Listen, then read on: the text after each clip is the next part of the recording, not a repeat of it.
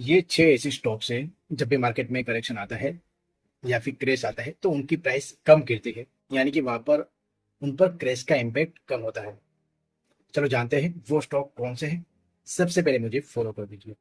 सबसे पहला है एचडीएफसी, जिसके फंडामेंटल स्ट्रॉन्ग है, जिसका एनपीए कम है, उस साथ में उसका ग्रोथ भी अच्छा है, जिसके कारण वहां पर करेक्शन में प्राइस कम गिरती है। दूसरा है हिंदुस्तान यूनिलीवर। ये एक एफएमसीजी कंपनी है।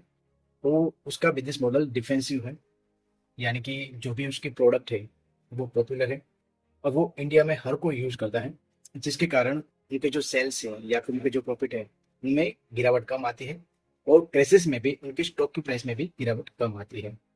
तीसरा है आईटीसी। वो एक एफएमसीजी एंड टोबैको कंपनी है और वो भी एक अच्छी कंपनी है, जिसके फंडामेंटल स्ट्रॉन्ग है, जिसका कैश फ्लो बहुत ही अच्छा है और जिसके कारण उनके स्टॉक की प्राइस में गिरावट कम आती है जब भी मार्केट में क्रेश आता है या फिर करेक्शन आता है। चौथा है एल एंड टी। वो एक इंफ्रास्ट्रक्चर बेस्ड कंपनी है। उनके पास बहुत ही अच्छे अच्छे प्रोजेक्ट है, जैसे कि रोड्स के हैं, मेट्रोज के हैं, एनर्जी के हैं, यानी कि उनको अच्छा प्रॉफिट बनता है।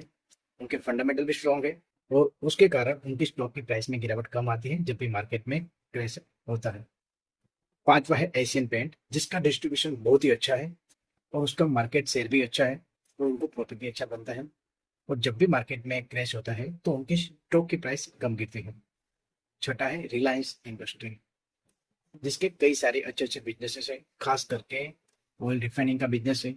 तो डेफिनेटली वो अच्छा परफॉर्म करती है, क्योंकि मार्केट में ऑयल की यानी कि एनर्जी की रिक्वायरमेंट होती है, जिसके कारण जब भी क्रैश आता है तो उनके स्टॉक की प्राइस में गिरावट कम आती है।